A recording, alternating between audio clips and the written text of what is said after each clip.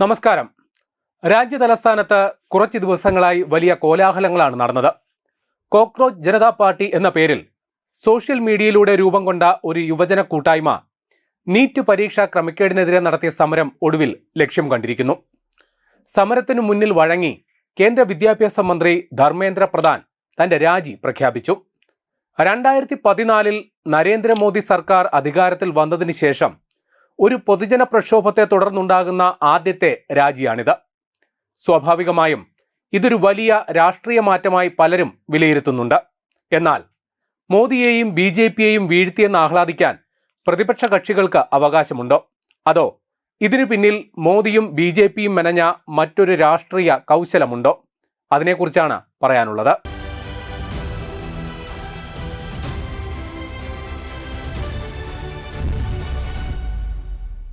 വിദ്യാർത്ഥികളുടെ ന്യായമായ ആവശ്യത്തിന്റെ പേരിൽ നടന്ന ഒരു പ്രതിഷേധ കൂട്ടായ്മയെ അവരവരുടെ തൊഴുത്തിൽ കൊണ്ട് കെട്ടുന്നതിനുള്ള ശ്രമമാണ് ഇപ്പോൾ പ്രതിപക്ഷ രാഷ്ട്രീയ കക്ഷികൾ നടത്തുന്നത്. ആദ്യം എന്താണ് നീറ്റ് പരീക്ഷയിൽ നടന്ന അട്ടിമറിയെന്ന് നോക്കാം. 22 ലക്ഷത്തിൽ പരം പേർ രജിസ്റ്റർ ചെയ്ത രാജ്യത്തെ മെഡിക്കൽ പ്രവേശന പരീക്ഷയായ നീറ്റ് മെയ് 3-നാണ് നടന്നത്. പരീക്ഷാ നടത്തിപ്പ് ചുമതലയുള്ള നാഷണൽ ടെസ്റ്റിംഗ് ഏജൻസി ക്രമക്കേട് കണ്ടെത്തിയതിനെ തുടർന്ന് പരീക്ഷ റദ്ദാക്കുകയും ജൂൺ 21-ന് പുനഃപരീക്ഷ നടത്തുകയും ചെയ്തു. ജൂലൈ 16-ന് ഫലപ്രഖ്യാപനവും നടന്നു. ആദ്യം എഴുതിയ കുട്ടികളിൽ 2 ലക്ഷത്തോളം പേർ രണ്ടാമത്തെ പരീക്ഷയ്ക്ക് ഹാജരായില്ല. പരീക്ഷ റദ്ദാക്കലും തുടർന്നുള്ള മാനസിക സംഘർഷങ്ങളും നിമിത്തം നിരവധി വിദ്യാർത്ഥികൾ ആത്മഹത്യ ചെയ്തു. മഹാരാഷ്ട്രയിലെ നാസിക്, പൂനെ, ലാത്തൂർ എന്നീ നഗരങ്ങൾ കേന്ദ്രീകരിച്ചാണ് ചോദ്യപേപ്പർ ചോർത്തൽ നടന്നത് എന്ന് അന്വേഷണ ഏജൻസികൾ കണ്ടെത്തി. പരീക്ഷാ വിദഗ്ധരായി നിയോഗിച്ച പൂനെയിലെ അധ്യാപകർക്ക് ബോട്ടണി, സുവോളജി, ഫിസിക്സ് ചോദ്യപേപ്പർ സെറ്റുകളിലേക്ക് മുൻകൂട്ടി പ്രവേശനമുണ്ടായിരുന്നു. മഹാരാഷ്ട്രയിൽ നിന്ന് ചോർന്ന ചോദ്യങ്ങൾ രാജസ്ഥാനിലെ പ്രമുഖ കോച്ചിംഗ് ഹബ്ബായ സിക്കാർ, ജയ്പൂർ എന്നിവിടങ്ങളിലെ ഹോസ്റ്റലുകളിലേക്കും വിദ്യാർത്ഥികളിലേക്കും വാട്സാപ്പ്, ടെലിഗ്രാം വഴി അതിവേഗം കൈമാറ്റം ചെയ്യുകയും ചെയ്തു. രാജസ്ഥാനിൽ എത്തിയ ചോദ്യപേപ്പറുകൾ പിന്നീട് ഹരിയാന, ഡൽഹി തുടങ്ങിയ സംസ്ഥാനങ്ങളിലെ പണം നൽകാൻ തയ്യാറായ മറ്റു വിദ്യാർത്ഥികളിലേക്കും ഇടനിലക്കാർ വഴി എത്തി. CBI അന്വേഷണത്തിൽ പരീക്ഷാ പാനലിലെയും പ്രമുഖ കോച്ചിംഗ് സെന്ററുകളിലെയും അധ്യാപകർ ഉൾപ്പെടെ 13-ലധികം പേർ പിടിയിലായി. നീറ്റ് ചോദ്യപേപ്പർ തയ്യാറാക്കുന്ന പാനലിൽ അംഗമായിരുന്ന കെമിസ്ട്രി അധ്യാപകൻ പ്രൊഫസർ PV കുൽക്കർണി, ബോട്ടണി അധ്യാപിക മനീഷ ഗുരുനാഥ് മന്ധാരെ, ഫിസിക്സ് അധ്യാപിക മനീഷ സഞ്ജയ് ഹവൽദാർ എന്നിവരും ഇതിൽ ഉൾപ്പെടുന്നു. ചോദ്യങ്ങൾ ചോർത്താൻ പോർട്ടബിൾ സ്കാനറുകൾ പോലുള്ള ആധുനിക സംവിധാനങ്ങളും ഷാഡോ സെർവറുകൾ പോലുള്ള സങ്കേതങ്ങളും ഉപയോഗിച്ചതിനാൽ ഇതിന് പിന്നിലെ ഗൂഢാലോചനയും കാലങ്ങളായുള്ള തയ്യാറെടുപ്പുകളും വ്യക്തം.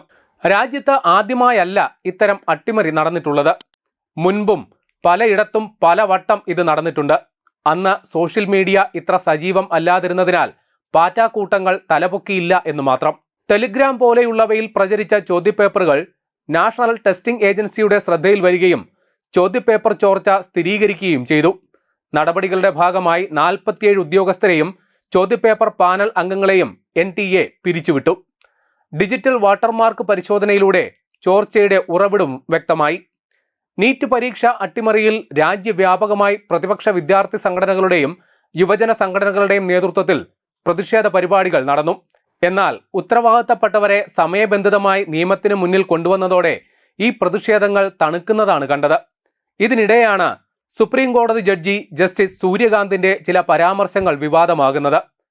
സമരം ചെയ്യുന്ന യുവജനങ്ങളെ വ്യവസ്ഥിതിയെ ആക്രമിക്കുന്ന പരാതങ്ങൾ എന്നും പാറ്റകൾ എന്നും വിശേഷിപ്പിച്ചു എന്ന തരത്തിലുള്ള ചർച്ചകൾ സോഷ്യൽ മീഡിയയിൽ കത്തിപ്പടർന്നു. ഇതിനെതിരെ അമേരിക്കയിൽ നിന്നുള്ള ഡിജിറ്റൽ സ്ട്രാറ്റജിസ്റ്റും മുൻ ആം ആദ്മി പ്രവർത്തകനുമായ അഭിജിത് ദീപ്കെ കോക്രോച്ച് ജനതാ പാർട്ടി അഥവാ CJP എന്ന പേരിൽ ഒരു ഇൻസ്റ്റാഗ്രാം പേജ് ആരംഭിച്ചു. ഇത് BJPയുടെ ഔദ്യോഗിക പേജിനേക്കാൾ വേഗത്തിൽ വൈറലാവുകയും ചെയ്തു. സുരക്ഷാ കാരണങ്ങളാൽ അഭിജിത് ദീപ്കയുടെ ട്വിറ്റർ അക്കൗണ്ടിനും CJPയുടെ പേജിനും പിന്നീട് വിലക്കേർപ്പെടുത്തുകയും ചെയ്തിരുന്നു. സുപ്രീം കോടതി ജസ്റ്റിസിനെതിരായ പ്രതിഷേധം എന്ന നിലയിൽ തുടങ്ങിയ കോക്രോച്ച് ജനതാ പാർട്ടി മൂവ്മെന്റ് പിന്നീട് നീറ്റ് വിഷയം ഏറ്റെടുക്കുകയായിരുന്നു. ജൂൺ 5-ന് അമേരിക്കയിൽ നിന്ന് ഡൽഹിയിൽ എത്തിയ അഭിജിത് ദീപ്കയെ കരുതൽ തടങ്കലിലാക്കുമെന്ന സൂചനയുണ്ടായിരുന്നെങ്കിലും അതിന് കേന്ദ്രം തയ്യാറായില്ല. കേന്ദ്ര വിദ്യാഭ്യാസ മന്ത്രിയുടെ രാജി ആവശ്യപ്പെട്ട് അടുത്ത ദിവസം മുതൽ CJP പ്രതിഷേധ പരിപാടി ആരംഭിക്കുകയും ചെയ്തു. ജൂൺ 20-ന് ഡൽഹി ജന്തർ മന്ദിറിലും തുടർന്ന് ചലോ സൻസദ് എന്ന പേരിൽ പാർലമെന്റിലേക്കും നടന്ന മാർച്ച് വലിയൊരു തെരുവ് യുദ്ധമായി മാറി. നിരോധനാജ്ഞ ലംഘിച്ച് 10,000-കണക്കിന് വിദ്യാർത്ഥികൾ ബാരിക്കേഡുകൾ മറികടക്കാൻ ശ്രമിച്ചു. പോലീസ് ലാത്തിചാർജും കണ്ണീർ വാതക പ്രയോഗവും നടത്തി. നിരവധി സമരക്കാർക്കും പോലീസുകാർക്കും പരിക്കുപറ്റി. അതുവരെ CJP പ്രക്ഷോഭത്തിൽ നിന്ന് അകലം പാലിച്ചിരുന്ന പ്രതിപക്ഷ കക്ഷികൾ സമരവേദിയിൽ നേരിട്ടെത്തി. പ്രതിപക്ഷ കൂട്ടായ്മയായ ഇന്ത്യ സഖ്യത്തിലെ കോൺഗ്രസും തൃണമൂലും ഇടത് സംഘടനകളും സമരവേദിയിൽ എത്തിയെങ്കിലും DMKയും തൃണമൂൽ കോൺഗ്രസും പ്രതിഷേധം സംസ്ഥാനതലത്ത് കേന്ദ്രീകരിക്കാൻ പ്രത്യേകം ശ്രദ്ധിക്കുകയും ചെയ്തു. എന്നാൽ കാര്യങ്ങൾ കൈവിട്ടു പോകുമെന്ന് കണ്ടപ്പോൾ ഭരണകൂടം വളരെ തന്ത്രപരമായ നീക്കങ്ങളാണ് നടത്തിയത്. ഒറ്റനോട്ടത്തിൽ ഇതൊരു രാഷ്ട്രീയ തിരിച്ചടിയാണെന്ന് തോന്നാമെങ്കിലും ഇതിന്റെ സൂക്ഷ്മതല വിശകലനം മറ്റൊരു രാഷ്ട്രീയ തന്ത്രമാണ് വെളിപ്പെടുത്തുന്നത്. പ്രധാനമന്ത്രി നരേന്ദ്രമോദി ഇൻസ്റ്റാഗ്രാമിൽ സെൽഫി വീഡിയോകൾ പങ്കുവച്ച് യുവതയോട് നേരിട്ട് സംവദിച്ചു. നിങ്ങളെ ഞാൻ കേൾക്കുന്നു എന്ന സന്ദേശം നൽകാൻ ഇതിലൂടെ സാധിച്ചു. 23-ന് രാത്രിയാണ് അസാധാരണമായി മോദി ഇൻസ്റ്റാഗ്രാമിൽ സെൽഫി വീഡിയോ പങ്കുവച്ചത്. ഈ വീഡിയോയ്ക്ക് നൽകിയ പ്രതികരണങ്ങൾക്ക് നന്ദി അറിയിച്ചുകൊണ്ട് അടുത്ത ദിവസം രാത്രിയിലും നരേന്ദ്രമോദി ഇൻസ്റ്റാഗ്രാം വീഡിയോയുമായി എത്തി. തൊട്ടടുത്ത ദിവസം വിദ്യാഭ്യാസ മന്ത്രി ധർമ്മേന്ദ്ര പ്രധാന്റെ രാജിപ്രഖ്യാപനവും വന്നു. വിദ്യാഭ്യാസ മന്ത്രിയെ കൊണ്ട് രാജിവെപ്പിച്ചുകൊണ്ട് സമരം ചെയ്തിരുന്ന വിദ്യാർത്ഥികളുടെ ഹൃദയത്തിൽ ഇടം നേടാൻ മോദിക്ക് കഴിഞ്ഞു. ഒറ്റനോട്ടത്തിൽ ഇത് രാഷ്ട്രീയ തിരിച്ചടി എന്ന് വിലയിരുത്താമെങ്കിലും സൂക്ഷ്മതലത്തിൽ വിലയിരുത്തിയാൽ ഈ തീരുമാനത്തിന് പിന്നിൽ ഒളിഞ്ഞിരിക്കുന്ന രാഷ്ട്രീയ ചാണക്യ തന്ത്രം വ്യക്തമാകും. സർക്കാരിനെതിരെ സമരം ചെയ്തിരുന്ന യുവതയോട് നേരിട്ട് അവരുടെ മാധ്യമത്തിലൂടെ തന്നെ സംവദിക്കാൻ തയ്യാറായ പ്രധാനമന്ത്രി നിങ്ങളെ ഞാൻ കേൾക്കുന്നു എന്ന വിശ്വാസം നേടിയെടുക്കുന്നതിൽ വിജയിച്ചു. തനിക്ക് രാഷ്ട്രീയ ക്ഷീണമാണെന്നറിഞ്ഞിട്ടും വിദ്യാഭ്യാസ മന്ത്രിയുടെ രാജിയിലൂടെ മോദി അതുവരെ സമരം ചെയ്തിരുന്ന വിദ്യാർത്ഥികളുടെ ഹൃദയത്തിൽ ഇടം നേടുകയും ചെയ്തു. സർക്കാരിനെതിരെ ഇത്ര വലിയ ജനരോഷം നിലനിൽക്കുന്നുവെന്ന് കണക്കാക്കിയാൽ പോലും അത് മുതലാക്കാനാവാത്ത പ്രതിപക്ഷ കക്ഷികളുടെ ദയനീയാവസ്ഥയും മറനീക്കി പുറത്തുവന്നു. അരാഷ്ട്രീയ മുന്നേറ്റം എന്ന നിലയിൽ പൊതുസമൂഹം തള്ളിക്കളയുകയും ഒരു പ്രത്യേക വിഭാഗത്തിന്റെ മാത്രം പിന്തുണയിലും നടന്നിരുന്ന സമരത്തിൽ ലഡാക്കിൽ നിന്നുള്ള വിദ്യാഭ്യാസ പ്രവർത്തകൻ സോനം വാങ്ചുക് നിരാഹാരവുമായി പങ്കാളിയായപ്പോൾ സമരത്തിന്റെ ഗൗരവം വർദ്ധിച്ചതാണ്. എന്നാൽ അദ്ദേഹത്തെ കാര്യങ്ങൾ ബോധ്യപ്പെടുത്തുന്നതിനും സമരത്തിൽ നിന്ന് പിന്തിരിപ്പിക്കുന്നതിനും ഭരണകൂടം വിജയിച്ചു. രാഷ്ട്രവിരുദ്ധ ശക്തികളടക്കമുള്ളവർ സമരത്തിന് പിന്തുണയുമായി എത്തിയപ്പോൾ CJPയുടെ സ്വതന്ത്ര സ്വഭാവം നഷ്ടപ്പെടുമോ എന്ന് ചില കോർ കമ്മിറ്റി അംഗങ്ങൾ ആശങ്ക പ്രകടിപ്പിക്കുന്ന ഘട്ടത്തിലാണ് കേന്ദ്ര സർക്കാർ സമരക്കാരുമായി ചർച്ചയ്ക്ക് തയ്യാറായത്. പ്രത്യയശാസ്ത്ര പിൻബലമോ സംഘടനാ സംവിധാനമോ ഇല്ലാത്ത ഒരു കൂട്ടായ്മയുടെ ആവശ്യത്തിന് 2014 മുതൽ തുടർച്ചയായി രാജ്യം ഭരിക്കുന്ന ഒരു സംവിധാനം വഴങ്ങി എന്ന് പറയുന്നത് അവിശ്വസനീയമാണ്. അവിടെയാണ് നേരത്തെ പറഞ്ഞ രാഷ്ട്രീയ കൗശലം ഒളിഞ്ഞിരിക്കുന്നത്. വിദ്യാഭ്യാസ മന്ത്രിയുടെ രാജി ആവശ്യപ്പെട്ട് പ്രതിപക്ഷ കക്ഷികൾ പ്രക്ഷോഭം ആരംഭിക്കുന്നതിന് മുൻപ് അല്ലെങ്കിൽ CJPയുടെ സമരം ഏറ്റെടുക്കുന്നതിന് മുൻപ് ആ നീക്കത്തിന്റെ മുനയൊടിക്കാൻ ഭരണകൂടത്തിന് കഴിഞ്ഞു. ഇതിന്റെ ക്രെഡിറ്റ് അവകാശപ്പെടുന്നുണ്ടെങ്കിലും ഇക്കാര്യത്തിൽ പ്രതിപക്ഷ രാഷ്ട്രീയ കക്ഷികളുടെ രാഷ്ട്രീയ പാപ്പരത്വം പൊതുമധ്യത്തിലെത്തിക്കാൻ ഭരണകൂടത്തിന് കഴിഞ്ഞു. ഭരണകൂടത്തിനെ തിരുത്തിയെന്നാണ് മറ്റൊരു അവകാശവാദം. നിങ്ങളുടെ ഓർമ്മ കുറച്ച് പിന്നിലേക്ക് കൊണ്ടുപോവുകയാണ്. 2020-21 കാലയളവിൽ ഡൽഹി വേദിയായ കർഷക സമരം.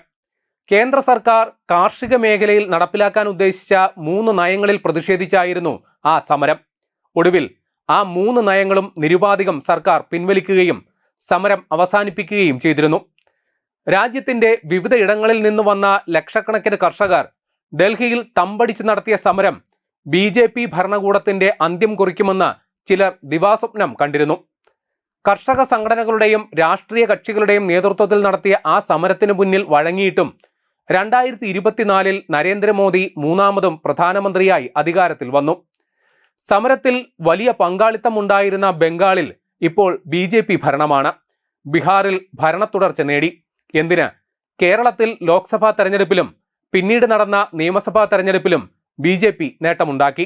കർഷക സമരത്തിന് ഏറ്റവും കൂടുതൽ ആളുകളെ ഇറക്കിയത് പഞ്ചാബിൽ നിന്നാണെങ്കിൽ അവിടെയുള്ള ആം ആദ്മി സർക്കാരിനെ അടുത്ത വർഷം നടക്കുന്ന തെരഞ്ഞെടുപ്പിൽ താഴെ ഇറക്കാനും BJP ലക്ഷ്യമിടുന്നു. കോക്രോച്ച് ജനതാ പാർട്ടി നടത്തിയ മുന്നേറ്റത്തിന്റെ പ്രയോജനം ലഭിക്കാൻ ആ സംവിധാനത്തിന് ഒരു സംഘടനാ രൂപമില്ല. മുതലെടുപ്പിന് ശ്രമിച്ച പ്രതിപക്ഷ ശ്രമത്തെ മുളയിലെ നുള്ളാനും സാധിച്ചു. നീറ്റ് പരീക്ഷാ ക്രമക്കേടിൽ ഇരകളാക്കപ്പെട്ടവർ വിദ്യാർത്ഥികളാണെങ്കിൽ പ്രതിഷേധം അവരുടെ ഇടയിൽ നിന്നാണ് സ്വാഭാവികമായി ഉയരേണ്ടത്. എന്നാൽ അരാഷ്ട്രീയവാദത്തെ പ്രോത്സാഹിപ്പിക്കുന്ന വിഘടനവാദ ഗ്രൂപ്പുകൾ നയിച്ച പ്രതിഷേധത്തിലേക്ക് അവർ എത്തപ്പെട്ടു എന്നതാണ് വാസ്തവം. ഇക്കാര്യത്തിൽ വിദ്യാർത്ഥികളെ തങ്ങളുടെ കീഴിൽ അണിനിരത്തുന്നതിൽ പ്രതിപക്ഷ രാഷ്ട്രീയ കക്ഷികൾ ദയനീയമായി പരാജയപ്പെട്ടു. അല്ലെങ്കിൽ അത്തരം കക്ഷികളിൽ യുവജന വിഭാഗങ്ങൾക്ക് വിശ്വാസം നഷ്ടപ്പെട്ടു. ഇത്തരത്തിൽ അരാഷ്ട്രീയ മുദ്രാവാക്യം ഏറ്റുചൊല്ലിയ വിദ്യാർത്ഥികളിൽ പലരും അപകടം മനസ്സിലാക്കി ഘട്ടം ഘട്ടമായി പിൻവാങ്ങുകയും ചെയ്തു. ആ വിടവിലേക്ക് രാജ്യവിരുദ്ധ ശക്തികൾ ചേക്കേറുകയും സമാധാന സമരം അക്രമസമരമായി മാറുകയും ചെയ്തു. വിദ്യാർത്ഥികളുടെ ഭാവിയെ കരുതണമെന്നും അവരെ കേൾക്കണമെന്നും RSS നേതൃത്വം നിലപാടെടുക്കുകയും ചെയ്തതോടെ ഇക്കാര്യത്തിൽ കേന്ദ്ര സർക്കാർ പരമാവധി വിട്ടുവീഴ്ച ചെയ്യുമെന്ന് വ്യക്തമായിരുന്നു. എന്നാൽ ഇപ്പോൾ എടുത്ത നടപടി കുറച്ചുകൂടി നേരത്തെ എടുക്കുന്നതിൽ ഭരണ നേതൃത്വത്തിന് പരാജയം ഉണ്ടായെന്ന് സമ്മതിക്കേണ്ടി വരും. ഇന്ത്യയുടെ സമീപ രാജ്യങ്ങളായ ബംഗ്ലാദേശിലും നേപ്പാളിലും ഉണ്ടായതിന് സമാനമായി പുതുതലമുറ അഥവാ ജെൻസികൾ തെരുവിലിറങ്ങി സമരം ചെയ്യുന്ന സംഭവം അതീവ പ്രാധാന്യത്തോടെയാണ് അന്താരാഷ്ട്ര മാധ്യമങ്ങൾ റിപ്പോർട്ട് ചെയ്തത്. നിരന്തര സംഘർഷങ്ങളിലൂടെ അമേരിക്കയുടെ പ്രതിച്ഛായ മങ്ങുകയും അവിടെ ഇന്ത്യ, റഷ്യ, ചൈന സഖ്യം നേതൃത്വം നൽകുന്ന ലോകക്രമം രൂപപ്പെടുകയും ചെയ്യുമ്പോൾ ഭരണ അട്ടിമറി സാധ്യമായില്ലെങ്കിലും ഇന്ത്യയുടെ പ്രതിച്ഛായ തകർക്കുക എന്നത് ആരുടെ ആവശ്യമായിരുന്നു?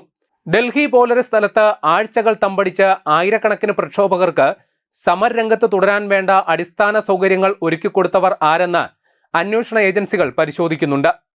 രാജ്യത്തിനകത്തും പുറത്തും പ്രവർത്തിക്കുന്ന വിഘടനവാദ ഗ്രൂപ്പുകളും ഭീകരവാദ സംഘടനകളും കോക്രോച്ച് ജനതാ പാർട്ടിയുടെ പേരിൽ ഇന്ത്യ വിരുദ്ധ പ്രചാരണ പ്രവർത്തനങ്ങൾ നടത്തിയതിന് തെളിവ് പുറത്തു വന്നിട്ടുണ്ട്. NGOകൾക്കും മറ്റു സംഘടനകൾക്കും ലഭിക്കുന്ന വിദേശ ഫണ്ടിന്മേൽ കൂടുതൽ സുതാര്യത കൊണ്ടുവരാൻ ലക്ഷ്യമിടുന്ന FCRA ബിൽ പാർലമെന്റിൽ വരാനിരിക്കെയാണ് ഡൽഹി ഇത്തരത്തിൽ ഒരു സമരവേദിയായതെന്നതുകൂടി പ്രത്യേകം ഓർക്കണം. FCRA രജിസ്ട്രേഷൻ റദ്ദാക്കപ്പെടുന്ന സംഘടനകളുടെ കൈവശമുള്ള വിദേശ ഫണ്ടുകളും ആസ്തികളും സർക്കാരിന് നേരിട്ട് കൈകാര്യം ചെയ്യാനും വിനിയോഗിക്കാനും വ്യവസ്ഥ ചെയ്യുന്ന നിയമ ഫ്രെയിംവർക്ക് ഇതിലൂടെ നിർമ്മിക്കുമെന്നതിൽ ആർക്കാണ് അസ്വസ്ഥത? നീറ്റ് പരീക്ഷ 2016 നടപ്പിലാക്കപ്പെടുന്നതിന് മുൻപ് വരെ മെഡിക്കൽ വിദ്യാഭ്യാസ രംഗം സ്വകാര്യ വിദ്യാഭ്യാസ ലോബിക്ക് പണം കൊയ്യാനുള്ള വിളനിലമായിരുന്നു. നീറ്റ് പരീക്ഷ റദ്ദാക്കി പഴയ സംവിധാനം പുനഃസ്ഥാപിക്കണമെന്ന് ആഗ്രഹിക്കുന്ന സ്വകാര്യ മാനേജ്മെന്റുകളും ഈ സമരത്തെ അകമഴിഞ്ഞ് സഹായിച്ചിട്ടുണ്ടെന്ന് വ്യക്തം. 10,000-കണക്കിന് കോടികളാണ് പ്രൊഫഷണൽ പ്രവേശന പരീക്ഷ പരിശീലനത്തിന്റെ പേരിൽ രാജ്യത്ത് നടക്കുന്ന ബിസിനസ് എന്ന് എത്ര പേർക്ക് അറിയാം? ഇത്തരം അക്കാദമികളുടെ മത്സര ബുദ്ധിയിൽ പണമെറിഞ്ഞ് നടത്തിയ അട്ടിമറിയാണ് ഇത്തവണയും നടന്നതെന്ന് ഒറ്റനോട്ടത്തിൽ വ്യക്തമാണ്.